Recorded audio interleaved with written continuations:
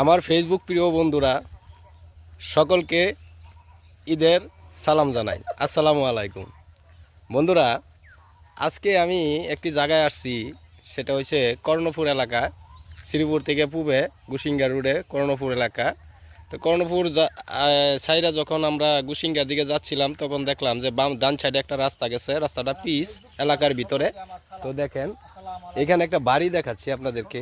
এই বাড়িটা আমি ওই কি বলবো, এটা এই বাড়িটার দিকে তাকাইছি, পরেই মনে হয়েছে যে আমি 80-র দশকে নাকি ফিরে গেলাম। মনে হচ্ছে 80-র দশকে ফিরে গেলাম। তো ভাই দেখেন বাড়িটা মাটির দেওয়ালের বাড়ি, চারদিক দিয়ে ধান ক্ষেত। হ্যাঁ, খুবই সুন্দর একটা পরিবেশ। যাই হোক, আসছিলাম ঘুরতে, অটো নিয়ে আসছিলাম, মামুন ভাই আসছে, জহিরুল আসছে। তো আমরা এখন চলে যাব আবার ওই বিজি এলাকা, ইন্ডাস্ট্রিয়াল এলাকা। আসলে ওই ভাই থাকি তো খুব বিজি এলাকার মধ্যে, এখানে কোনো সুখ নেই, শান্তি নেই। গ্রামের পরিবেশ, এই যে বাতাসটা শরীরে লাগতেছে সেটা কত শান্তির বাতাস। হ্যাঁ, মনে হইতেছে যে শীতল বাতাস, নিঃশ্বাসটা টানতেছি প্রাণ ভরে। সেটা যেমন হৃদয় একেবারেই শীতল হয়ে গেছে, এরকম একটা অবস্থা।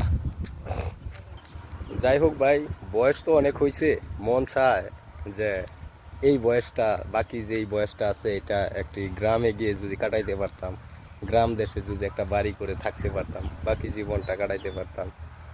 কারণ অনেক মানুষের মধ্যে থাকি তো, যার জন্য ওই মনটা ছুটে যায় গ্রাম এলাকায়।